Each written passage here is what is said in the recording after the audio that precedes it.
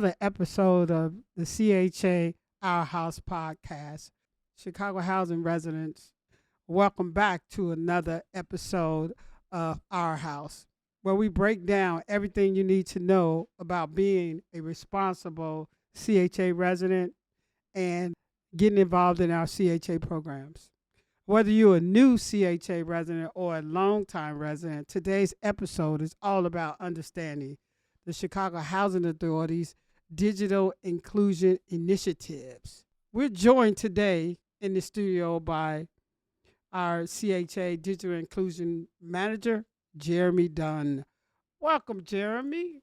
Hey, Crystal. Thank you so much for having me on the podcast today. Happy to be here. So, Jeremy, you are the manager of digital inclusion. What does that mean? Well, digital inclusion is really focused on helping residents use devices and online resources to improve their lives. We offer tech classes, access to digital resource centers or the computer labs, devices for qualifying residents, and assistance for finding affordable and a good internet connection. So, Jeremy, the internet is really hot now. It's like that is something that we all have to use.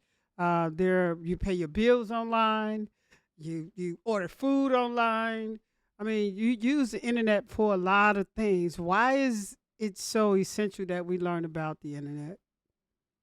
Well, I mean, just like you said, it's really hard to find any aspect of our lives that doesn't also have a digital component, right? Whether it's online banking, telehealth appointment with your primary care physician, you're looking for an educational opportunity for an online class, or just signing up for something down at the Y. I mean, there's really hardly any aspect of our modern lives where we don't need access to the internet and a device that connects to the internet. So we know that there are a group of people, mostly our seniors, who we're used to going to the Currency Exchange to pay our rent, to get a money order to pay our rent, or to go pay our light bill or cable bill or whatever. Is this something, there are programs that you have that can teach seniors and those people that are not real savvy with computer or internet how to work these systems? Yeah, absolutely. You're right that seniors are a group that really have kind of missed out in their early adulthood on learning their way around online, and so there's a huge need for seniors to kind of catch up. So we have a really great program right now in partnership with AARP that any resident who's 50 or older can apply for. These are, it's a 5-week course called Computer Essentials, and it steps seniors through over a 5-week period. The class meets 2 times a week. All the basics about using a computer and accessing things on the internet. So we start, from the very basics, like how to turn on the machine. Right. Right? How to... That's the scary part. Right. People who aren't used to using a computer think it's really easy to break it, but actually it's not. It's really hard to break a computer. And you learn after a while that if things aren't working, sometimes the best response is to shut it down and turn it back on again. I mean, when I first started using the computer, I was scared. I was scared to death that I would break something. I bought a computer. It's probably still brand new. The first computer I actually bought because I didn't know what to do with it. But, taking classes, working with other people, learning that I can't break it, it made it a little easier for me. But these classes, will they walk you step by step? Is it somebody there to help a senior that may need help in understanding to punch this button, punch that button? Is it somebody that's there to help? Yeah, so it's a really great setup. It's what we call, I guess, a hybrid class where the residents actually come to one of the digital resource centers where we have staff, and so they're in a classroom, one of our labs, uh, and the instructor comes in via the internet. So the instructor is virtual. So every resident who's part of the class has guidance coming from the virtual instructor, a live instructor who's coming in over the internet by video. But the digital inclusion associate who staffs the lab is able to help individuals figure out something that maybe they're not seeing right away. Like, what do you mean right click on the mouse? What does that mean, right? Yeah, that's a big thing because I'm scared to even touch one of the keys on the keyboard. I might do something wrong. Yeah. F1, what that mean? F6, I don't know what that mean. What it mean? Right click. What it means to move the mouse. I don't know what that means. So I guess we better get you signed up for one of these classes. yeah, it looks like it. It looks like it because I'm still not as savvy with computer. But so you have how many computer labs is there? So we have 9 digital resource centers throughout CHA at our public housing facilities. Located. Can you tell me a few places where they're located?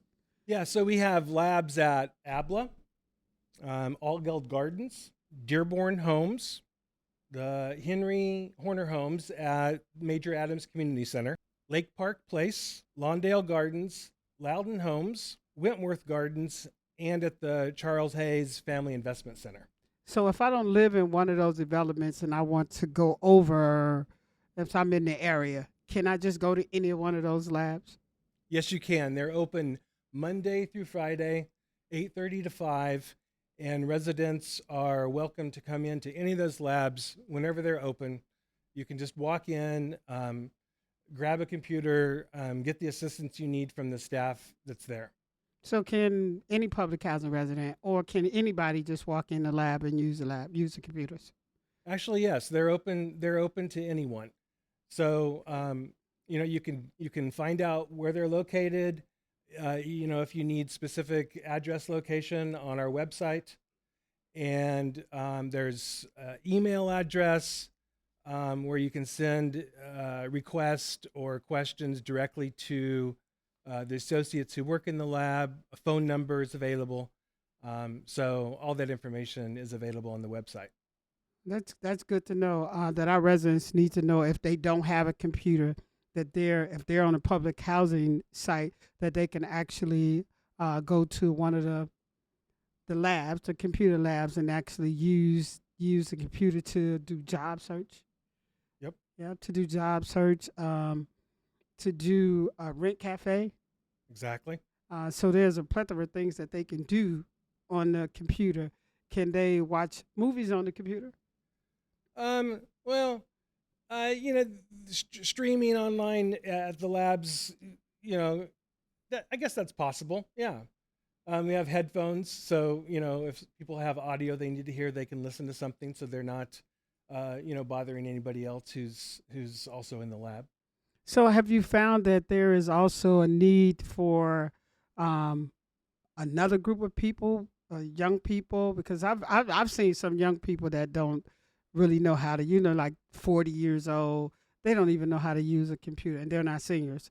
But they're not savvy enough. Yeah. Do you have classes for them?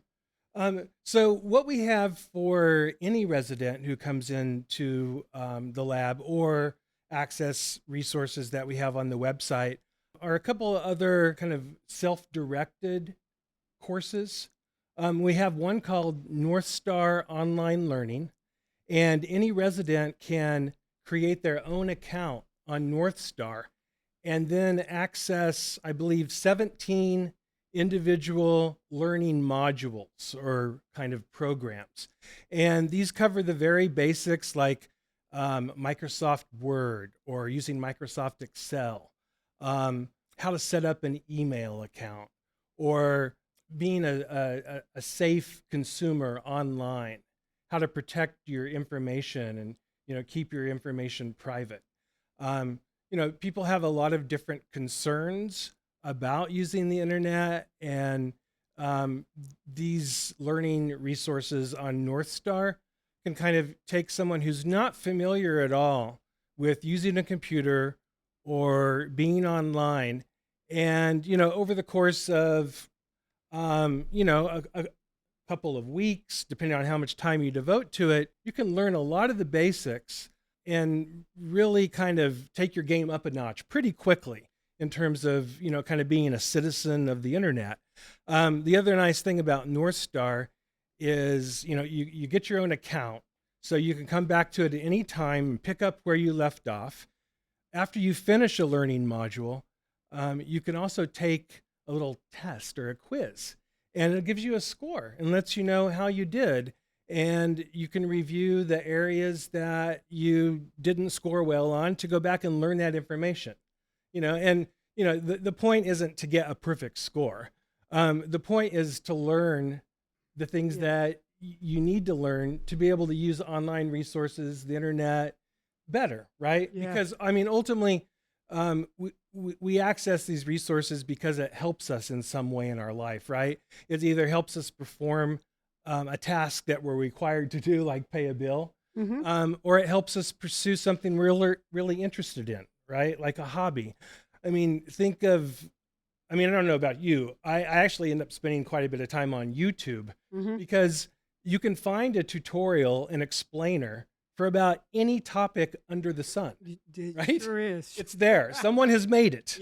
Yes. And in like a 3-minute video, you can learn something you had no idea how to do, and you see exactly how someone else did it. And all of a sudden, you've added to your knowledge of how to do something. And that's the great thing that people don't know, that they're missing out on the internet, that they can basically find anything that they want. But again, a lot of our seniors, they're scared to use their phone.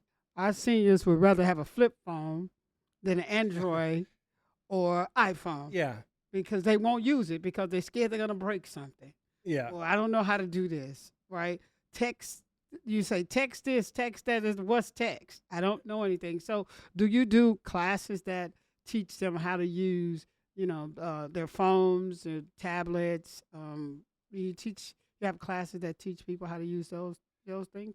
Well, really the best service that we offer in terms of something like that is, for example, that's a great example of someone who maybe has a smartphone for this first time and they don't know how to navigate it, right? Or how to change a ringtone or access your email on the phone, right? There's all these things that this little phone can do. It's a computer in your pocket. That's what it, right?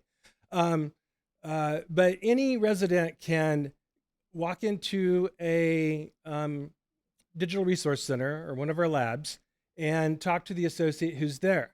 Now, we also have an opportunity for residents to, ahead of time, schedule an hour with one of our associates. So they know that they're going to need some extra time to sit down and really understand how to use Gmail, for example, right? You can get a free email account on Gmail, but you have to set it up, right? You have to know how. You have to know how to create the account and then how to use it. And so any resident can, ahead of time, at any one of the 9 locations, make an appointment so that they know they come in, they're going to have an hour of time with the associate who works there to really sit down and learn something new and develop confidence. Because, when we talk about the fear of breaking a computer or the fear of not knowing how to do online banking or whatever it is, the fear is really the obstacle, and getting over that fear and realizing that you can learn new things and it's probably not as hard as you think it is, then opens up a whole new opportunity, kind of a world of learning that's available once that initial obstacle of fear is removed. And that's really what we want to support residents in doing with our digital inclusion programs. So you say that you can call and get an appointment. Can you tell us, is there an email address? Is a telephone number?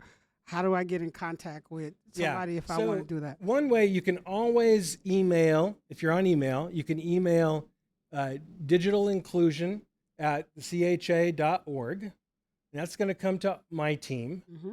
And we can hook you up with a lab if there's a specific lab that you want to go to. You can call us at 312-913-7979. I also mentioned on CHA's website under resident services, you can find the technology page and that will lead to information about the labs. And each lab is listed, and there are individual email addresses for each lab as well. So you can email the lab directly, and that's going to go to the associate. So there's a lot. You can contact us and get to the lab in all of those ways. So if I know a little bit about computers, can I do these programs in the comfort of my own home?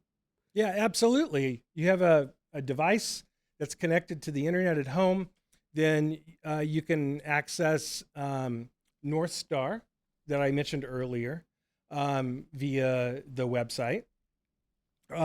We also link to a resource at the Chicago Public Library called Chicago Digital Learn. And this is also a set of kind of self-guided lessons that cover a lot of the similar resources that are on North Star that we talked about, basics about using a computer, particular applications that are commonly used like Microsoft Word to write letters or create a resume. I know there's a learning a learning module about how to buy an airline ticket, Mm-hmm. right? So that's another great resource for getting an introduction to kind of all the basics of things that you should know to be able to do the things in life that you want to do that can become much simpler if you're doing it online. Right. Yeah.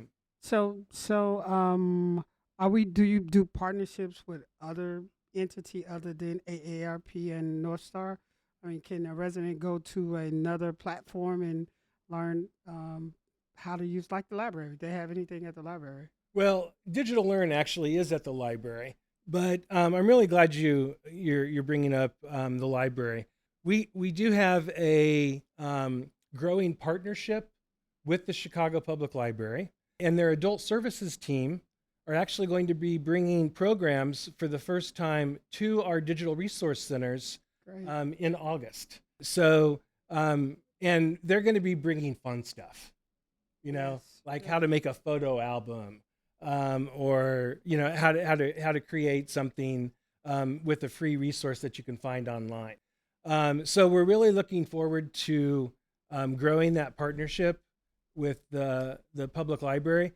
And since we're talking about the library, I also want to mention that every resident, and for that matter, every Chicagoan, can get a Chicago Public Library card, right? And having access to that card gets you access to all sorts of resources that, in effect, are free. They're free because our tax money has paid for this resource that we all have access to. And once you have the card, there's a lot of online databases that with your card, when I say a database, I just mean a website, but that you can access, right? And so with your card, you can read the Sun Times online. You don't have to have a subscription to the newspaper. So those are really great things to think about in terms of what you get with a library card. And there's a public library branch in nearly every neighborhood in Chicago. And so I think it's really also good to think about going to your branch and understanding what's there in your neighborhood. Besides, you're going to find computers that are available for anyone to use.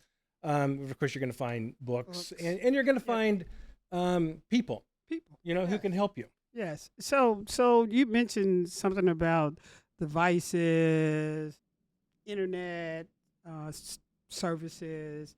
Can you tell us a little bit about the devices and how families could be eligible to receive a device? Yes. So part of our digital inclusion program is the opportunity for residents to receive a device. And devices nowadays, when we say device, we're usually talking about a laptop. You know, it used to be a desktop or a laptop, but laptops now are, you know, much more affordable than when they first came out. And they're very powerful. They can have all sorts of applications and, you know, effectively get you online. And so we do partner with a couple of organizations, CompuDot and PCs for People, to provide devices for residents. And when we do that, we're usually focusing on a particular community, and we'll have the opportunity for residents to register and sign up to get a device.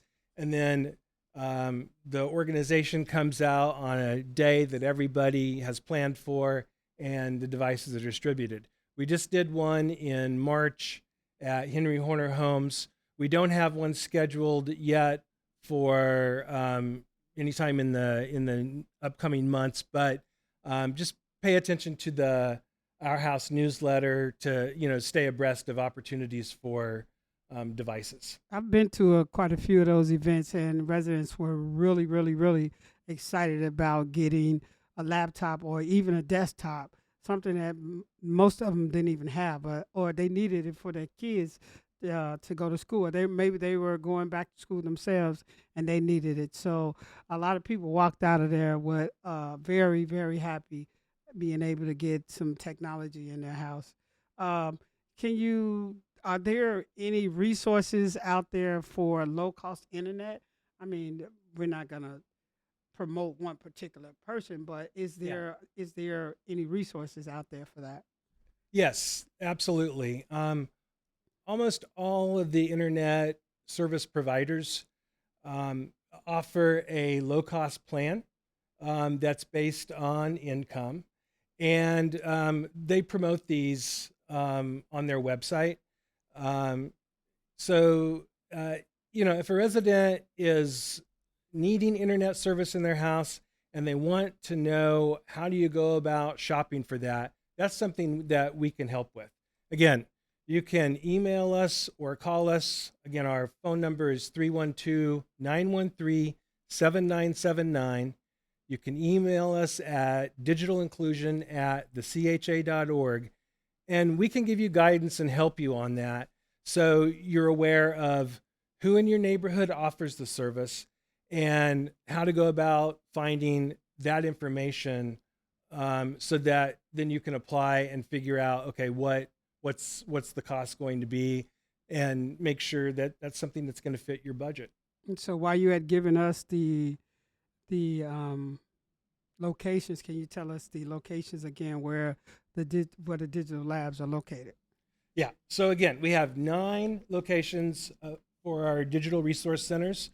We're at ABLA at the Jane Addams Resource Center, Altgeld Gardens, Dearborn Homes, the Henry Horner Homes at Major Adams Community Center, Lake Park Place, Lawndale Gardens, Loudon Homes, Wentworth Gardens, and the Charles Hayes Family Investment Center, the FIC.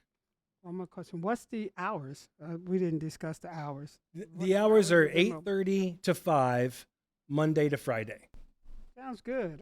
Well, Jeremy, it was great having you in on the podcast today, giving out information on our computer labs, where they are, and the services that we provide for our residents to help them get savvy on the internet. One of the great things that we want to bring out of why we have all these labs is the Central Advisory LAC elections are coming up this year. Yep. And will people be able to go to these addresses, to these labs, to actually vote if they want to? Oh, yeah, absolutely. So all the labs will be open, you know, as they are every Monday through Friday, and any resident can go to any of these locations to access a computer, get to the voting website, and cast their ballot. So we'll be open, the computer labs will be open on October 7th at 7 o'clock, from 7 to 7. We have somebody in there from 7 to 7 because that's when the election is over, the voting part is over. Yes. So we'll have someone housed there. So if our residents go there, there'll always be somebody at the lab to let them in and vote. Yes. Because it's a very important day. Yeah. A very important day that we want our residents to have somewhere. Even if they don't know how to use the device, they can actually come in the computer lab and someone will show them what they need to do. Not vote for them, but actually be there to help them hands-on and show them how to vote. Absolutely. Great for all the support, all the resources that you provide for our residents, all the trainings that you have for our residents. Thank you for coming on the show today, Jeremy, with all this very informative information. Well, thanks so much for having me. It's been great to talk with you about digital inclusion. And, we just look forward to serving residents, whatever needs they have around, having a good digital life. Yes, we want people all over to actually have a good digital life because that's the way of the world now. Everything is in digital age. So I want to thank you guys for joining us on our House podcast again. This is where you get information about CHA residents, about CHA programs, just as Jeremy talked about today. This is Our House again, where you get information that pertains to CHA residents. Thank you.